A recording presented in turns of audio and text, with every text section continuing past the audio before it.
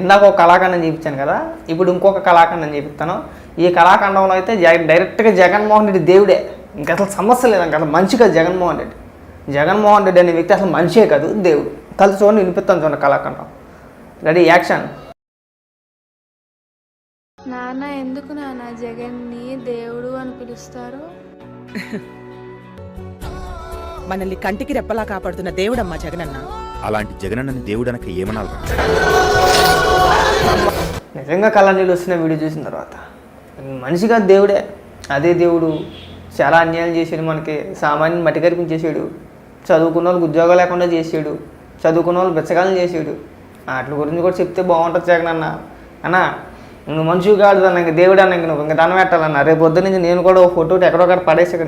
నీ ఫోటో పెట్టినా కానీ దండకి దరిద్రం కూడా, మళ్ళీ ఈ దరిద్రం నాకు అంటుకుందాను కాదు, దరిద్రం ఇప్పుడు దరిద్రంలో ఎడుతున్నాను.